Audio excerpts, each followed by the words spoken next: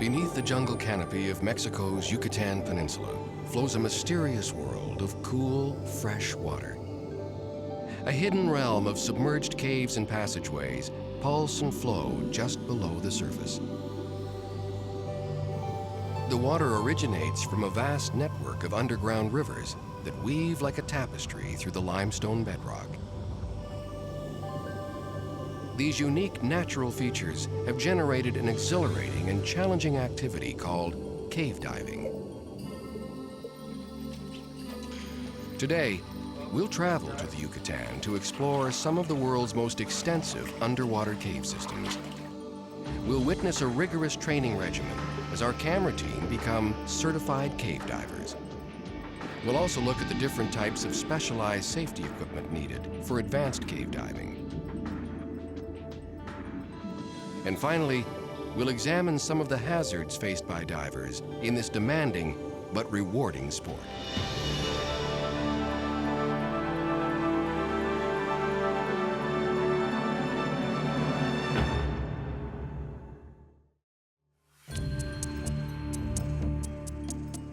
Our destination today is the Caribbean coast of Mexico's Yucatan Peninsula.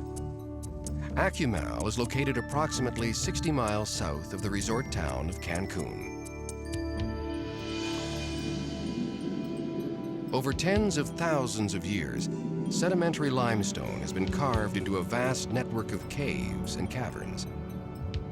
In the Yucatan, rainwater trickled through porous bedrock, creating the world's largest water-filled cave system.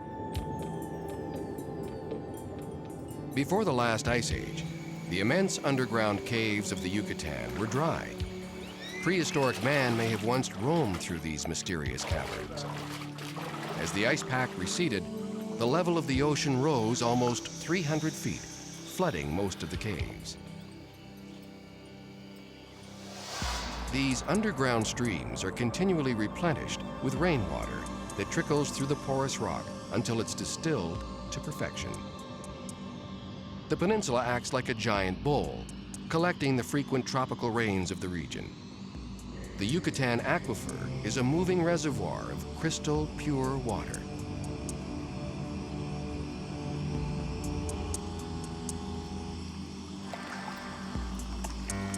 There are no major surface rivers in the Yucatan. All water drains or moves underground. The jungle has only a thin layer of topsoil, and water rapidly infiltrates through to the surface layer of limestone. In Acumal, the caves contain both fresh water, draining from the jungle, and salt water, seeping inland from the Caribbean Sea. As the two meet, they produce a halocline, a strange phenomenon that occurs when warm, dense salt water mixes with cool fresh water. Before the last ice age, when the caves were dry, rainwater seeped through the limestone and dripped from the ceiling. As gravity moved the water, tiny droplets picked up loose flakes of calcium carbonate.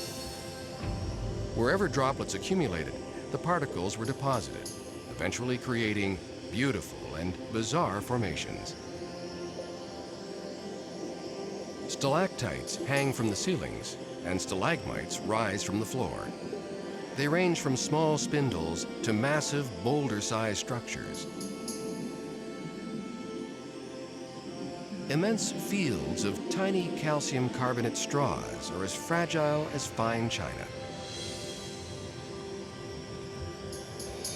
As the Earth's weather patterns changed and the ice caps melted, the cave formations were forever frozen in time.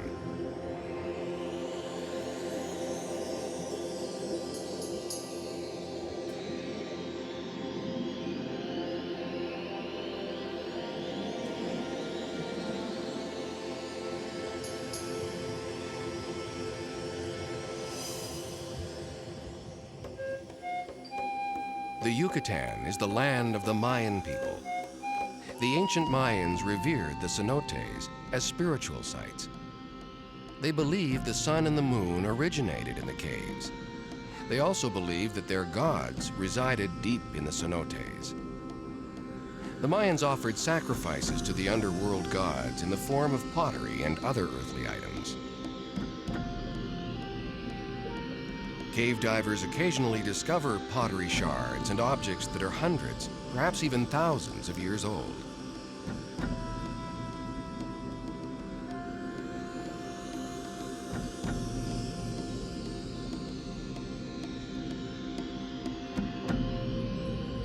The springs and caverns are by no means lifeless.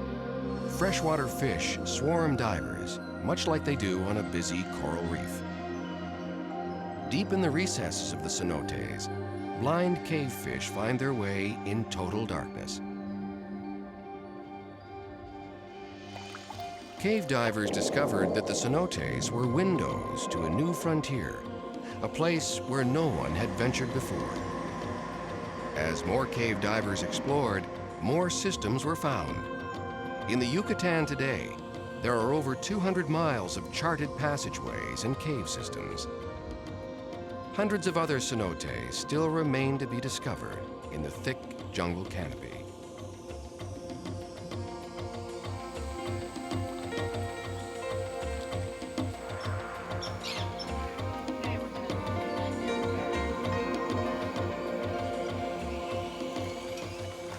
Cave diving has evolved over the past 25 years from being an unknown and mysterious fringe of scuba diving to a recognized and respected sport. Interest and participation have increased dramatically, although it still remains a minor segment of the entire scuba diving realm. Cave diving is a highly specialized and demanding sport. Training and education are mandatory before venturing into a cave system. To safely navigate and dive in caves, divers must be prepared for a number of challenging obstacles. There's three things that all underwater caves have that are potential dangers and realities for the cave diver. One, they're water-filled, which means we have to take self-contained breathing apparatus in order to survive. Two, there's a ceiling. And what the ceiling means is we cannot directly ascend to the surface. For instance, if a cave diver were to do, say, a 3,000-foot penetration, which is not uncommon in the Yucatan here, they might as well be 3,000 feet deep in the ocean, because that's the distance they would have to return in order to become safe at the surface again. The third thing we have is darkness. All underwater caves are dark. You must provide your own lighting, and redundancy is the key. Not only with lighting, but with all cave diving equipment. So cave divers would be carrying 3 lights. In the event that one fails, they have a backup light. In the event that fails, they have another backup light, and so on. Okay guys, after we get in the water, we'll do our bubble check or safety drill. Follow me, we'll follow the cavern line to the back side of the cavern. Cave diving emerged in the Acumal area during the mid-1980s. Pioneers like Bill Phillips, Steve Gerard, and Tony and Nancy DeRosa have logged thousands of exploratory dives in the Yucatan cenotes. The motivating force behind these and other cave divers is exploration, to go where no one has gone before.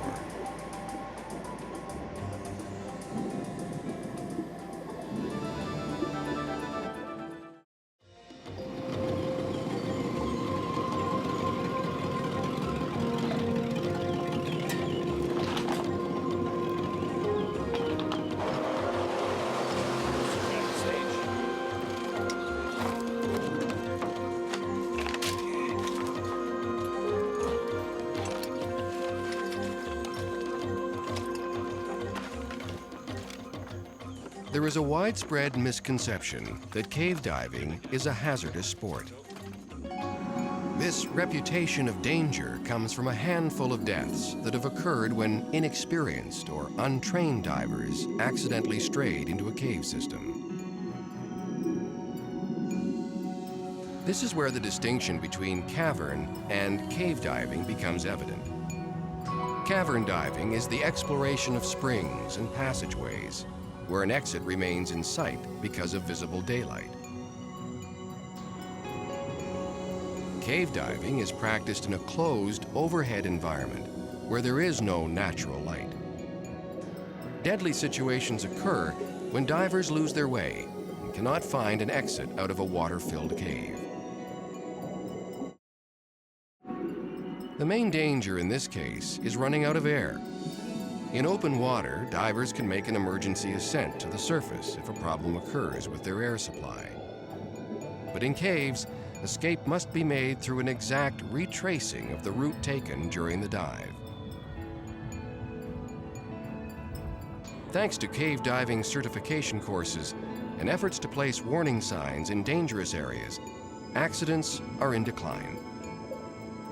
In order to safely film in the Yucatan Cenotes, camera team members Jim Cosmic and Robert Suyuki trained to become certified cave divers.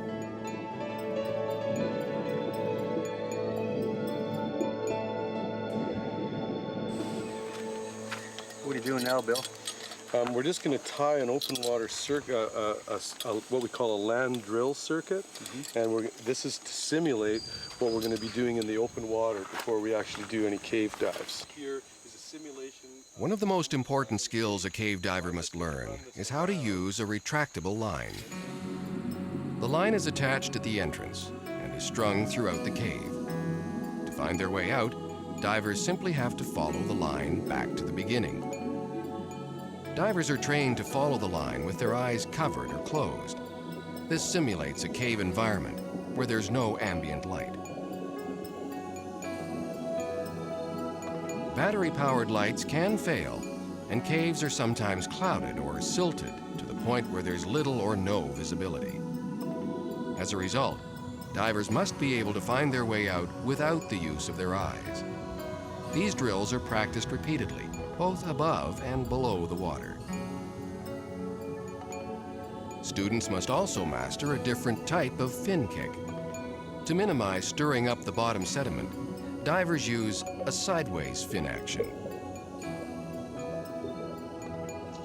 In addition to extensive training, a number of specialized tools are used by cave divers. High-capacity double tanks greatly increase the air available to a diver. In some cases, a third tank is brought along as an extra margin of safety and to increase the range of the dive. Divers can sometimes spend several hours exploring caves. Not only do they need extra air, they also need adequate thermal protection. Even though the water is relatively warm, long durations underwater necessitate extra insulation. Water temperatures in these caves range between 75 and 78 degrees. Redundancy is the key to safe cave diving. Divers must carry spare equipment in case of any failure or breakdown. Most importantly, 3 battery-operated lights are carried at all times. If the first or even the second one fails, there's always a backup. Diving computers are doubled up in case of power failure. Divers use helmets to protect their heads in the sometimes cramped overhead environment. Before each dive, a thorough set of drills are practiced by both novice and advanced divers. Bill Phillips explains. Before every dive, to ensure safety, 5 points must be covered. Initially, we would do a bubble check to ensure that there's no telltale air leaks that could be a precursor to a catastrophic air failure. Secondly, we would do what's called matching. Each diver goes through a thorough check of each piece of equipment to ensure proper function, as well as a thorough familiarization with all the other divers in the team's equipment.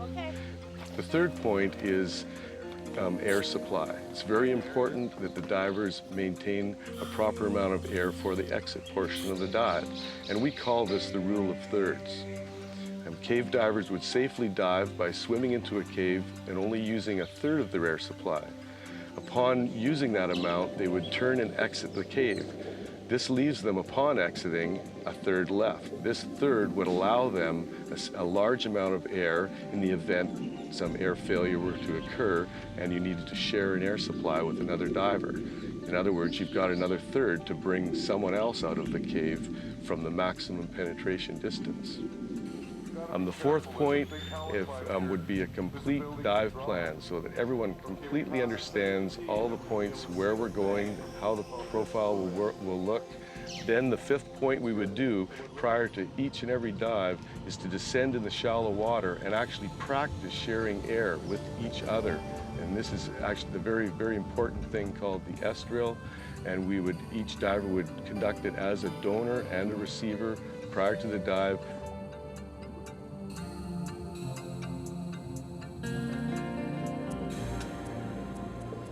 When a cave diving accident does occur, the #1 cause is inadequate training. Because of the overhead environment and the complexity of the underwater caves, divers must have a higher level of discipline.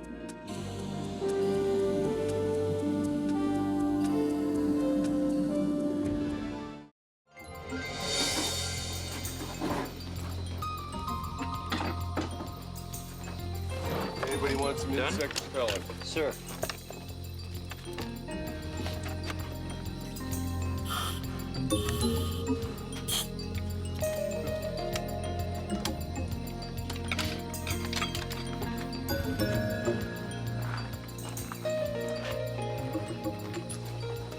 In some areas of the Yucatan, the cenotes are not accessible by road.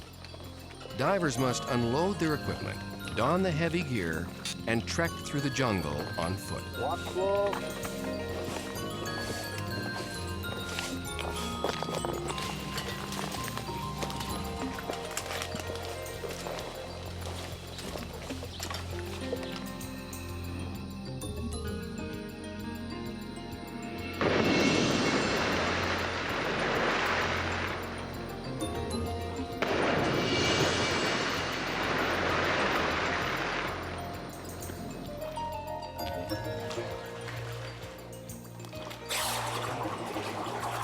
All right, everyone's done a safety check. We're ready to go? Yeah.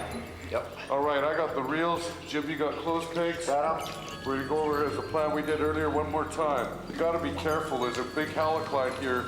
Visibility could drop a little bit. Okay, we pass the second tee, and then we're gonna be able to see the fang from as far as our lights can shine, 200-300 feet, okay? That's where we're gonna begin the exploration and get the video. Is everyone with it? Yep. Yeah. All right, let's do it.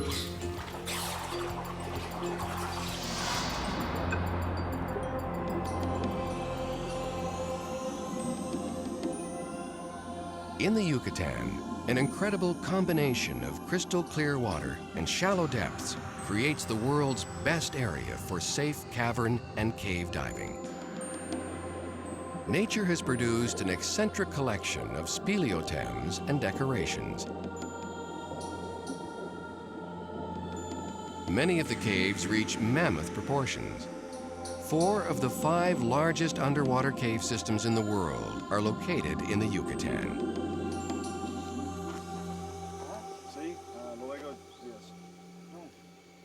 Resident cave explorers work with property owners and locals to discover new sites.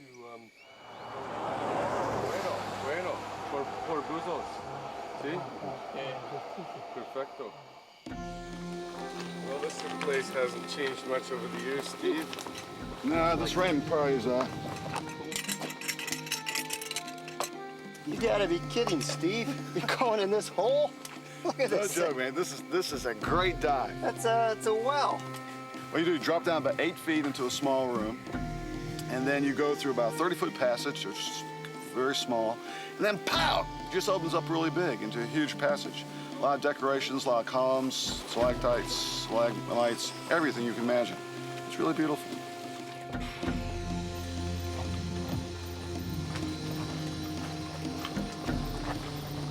That's it, guys. Home sweet hole. All the way back.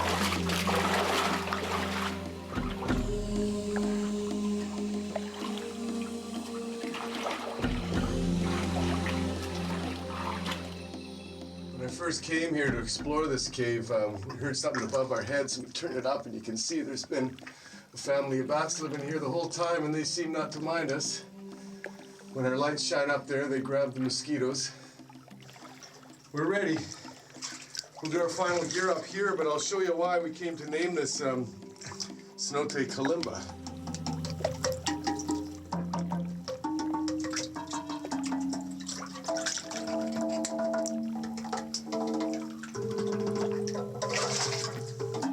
I think human beings by nature through history have always been interested in exploration of all kinds, and I guess the question that we're always asked is why do we explore? When we cave dive, essentially we're looking into the history of the earth itself, and to be able to go these places and light the cave with your light that's never ever been lit, where no person has ever been aside for possibly prehistoric man thousands of years ago, lends a feeling inside that I just can't explain. I think cave diving brings together a focus, I know for myself, like nothing else I've ever experienced. I mean, diving itself for sure is an interesting interaction between the physical and the mental and psychological while underwater. But in the cave, I think this focus is just completely clear. I don't think any cave diver has a case of, oh gee, I forgot to take the garbage out this morning, or I think everything's left back on top side. I mean, I think it takes everything you have to safely be in that environment. And that focus, I think, is something that is lost for a lot of us at the surface with all our busy schedules and all the complications. Underwater, we focus strictly on the task at hand.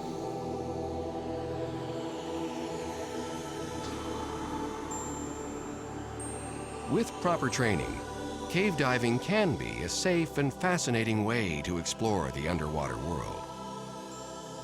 In a time when change is rapidly altering the world's fragile ecosystems, these springs and caves remain virtually intact. Today, the spectacular sights are more accessible and easier to dive than ever before. The caves of Akumal are indeed treasures in the Yucatan jungle. The only difficult part about diving these cenotes is accessibility. Once one is to find one of these cenotes, it becomes sometimes 45 minutes, an hour, or more of hiking through the jungle with all your gear just to see if possibly this might be a cavern or cave you'd like to dive. Over the years, here the local cave divers in our community have discovered all of the cenotes that are close to the road, easily accessible, and very friendly. In the future here, we're going to be looking toward larger explorations into the jungle. I'm sure there are hundreds of unknown, undiscovered cenotes that are waiting there for us to discover. This map, we're going to go that way. Okay, let's enter here.